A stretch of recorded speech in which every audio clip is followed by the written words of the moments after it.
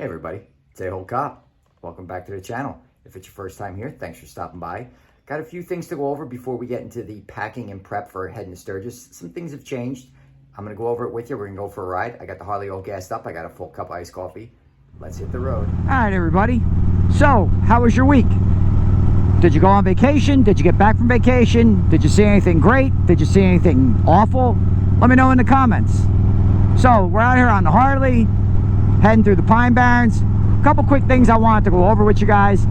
When we last left off, I had just replaced the shocks on this bike with progressive shocks. They're great, by the way. And I had dropped the bike off for service at a local mechanic that I found through friends that I ride with. Great guy, did a great job. I was real pleased with the work. So he calls me and tells me the bike's done, and he lets me know that the belt drive on the bike is going to have to be replaced probably by the next service. I was like, well, okay, thanks. I expected that. You know, the bike's got some mileage on it. I didn't expect it this time, but I said, I told him I was going to Sturgis. I was planning on taking this bike, and did he think it would make it? So he says, well, I don't know how you ride. I'll tell you what, when you come pick it up, I'll take a picture of the back pulley. I'll let you feel the belt, and you make a decision on what you want to do with that. Fine. I go get the bike. I pick it up. He shows me the picture of the pulley on the back wheel, and it's a little worn. I mean, it's visibly worn.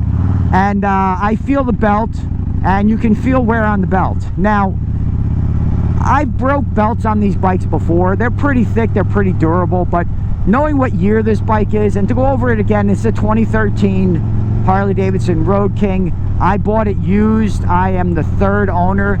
The first owner traded this bike in with 26,000 miles on it. The guy I got it from only put 2,000 miles on it between 2018 and 2022 when I bought the bike. So it's pretty likely that this belt on the bike right now is the original belt. So before I go on a big long trip like that, I would be more comfortable replacing the belt itself. And I know probably a lot of people are like, oh, I put all these kinds of miles on it and I don't worry about it. And I'm a little bit paranoid about being that far away with something that I know needs to be being changed. I'd be more comfortable changing the belt. So I said, well, I'd really like to change the belt before I go to South Dakota. And the guy's like, I'll tell you what, if you get the parts, I'll squeeze you in and get it done for you. He gives me a price that I thought was very fair. He gives me a list of parts, and he's like, try to get them this week so I can squeeze you in. Fair enough. I call a Harley dealer. I let him know what I got. I tell him the laundry list of parts that I need. And of course, the bike being 10 years old, he's like, well, we only have about half the parts, and it should take about a week to get the other half in, which I kind of expected. So I said, well, what's all the parts going to cost me? I'll order them up. So he rings everything up, and it comes to about, well, $1,000 after tax. And I was like, wow.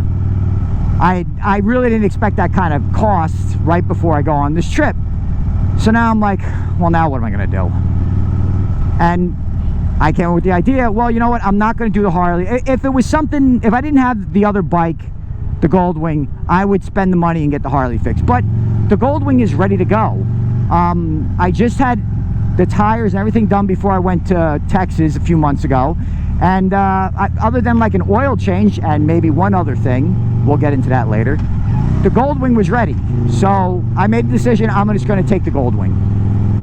And if I'm being honest, I'm more than just a little bit happy that I'm taking the Goldwing over the Harley, and not because I hate the Harley. It's just because the Goldwing is just so much better. It's just a nicer ride. It does everything great. I know I'm going to get some heat up about that, so put it down in the comments. Now, don't misunderstand. I'm not going to turn this into a brain bashing video. I don't hate Harley Davidsons.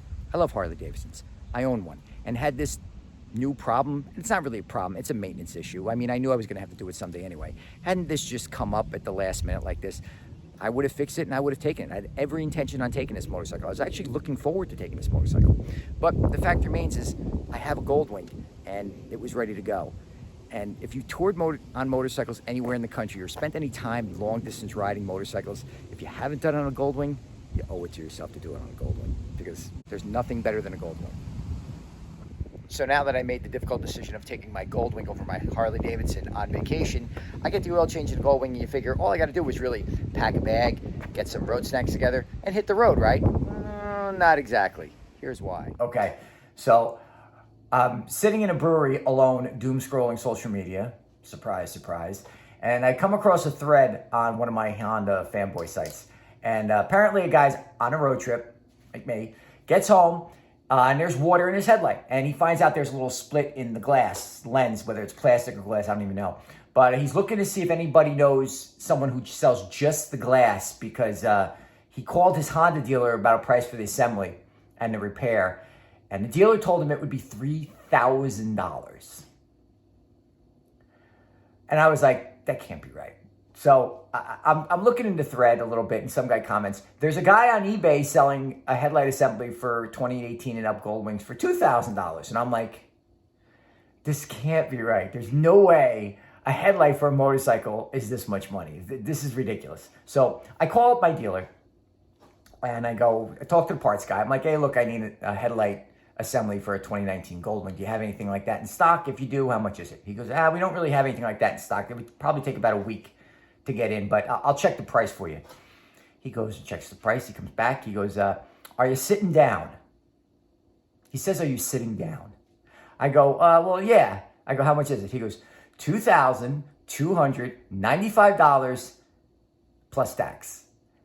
So now I'm like, if you know anything about Gold Wings, any kind of repair you have to do to a Gold Wing, the bike has to come apart. So the labor involved would probably drive that price up to $3,000 or probably over $3,000.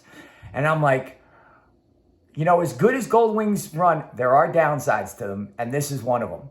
See, with a Harley, if your headlight goes bad, you could probably go to Amazon, order it for under $50, they'll deliver it right to your house the next day. You take out 2 screws, you put a plug in, you're done. But Gold Wing's a little bit more of a problem. So if you thought this was just a Gold Wing cheerleading video, it isn't. So now I'm panicked. I'm like, I'm going on this big road trip. I'm worried about cracking the lens of this freaking stupid bike headlight. I go down the thread, and somebody puts up that there's an aftermarket page for Gold Wing. It's a place called Wing Stuff. A lot of people are familiar with it if you have Gold Wings. And they sell a lot of aftermarket parts. They have these lens covers that are like $65. So I'm sitting in the bar. I don't even go home. I go right to Wing Stuff, see if they're in stock. They're in stock. I order them. I have them sent to the house. I'm not even waiting for it. You know what I'm saying? So a couple weeks later, they show up. So we're going to go outside and put them on now. Okay, so here are the lens guards I got from Wing Stuff. They're called lamp guards. The instructions say you have to wipe down the headlight assembly glass and the inside of the lens guards with rubbing alcohol, and then apply these sticky Velcro things on both, mount them on the headlights. So I'm gonna do that, and let's see how it goes.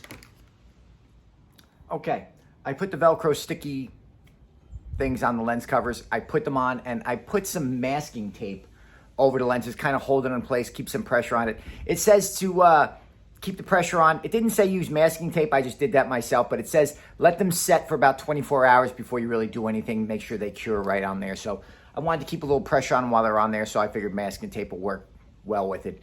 So that's it for that. It took like 2 minutes. So if it saves me $3,000 down the road, money well spent. Let's get packing. All right, everybody, we're coming to the end of this. This is everything I'm taking on the trip. This is what I'm going to be packing. It's going to be a little different from my road trips before, but I just figured I'd just go over it with you real quick. This is my trunk bag. I'm going to keep all my clothes in there, my toiletries, and all my video equipment in there. I tend not to pack a lot because you can always buy stuff on the road. There's Walmarts everywhere, so you never have to worry about forgetting anything.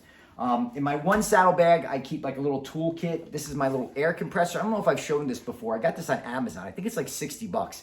The battery lasts forever. You can fill car tires with this thing. It's fantastic. I got a little toolkit with some wrenches and screwdrivers and Allen keys and tire plugs and fuses. I also got a little jump box. A lot of people carry these with motorcycles now. I think even Harley Davidson makes their own, but I got this on Amazon. These things even start cars now. They're great to have. Even if you don't have a motorcycle, keep them in your car because you never know when your battery's going to be dead.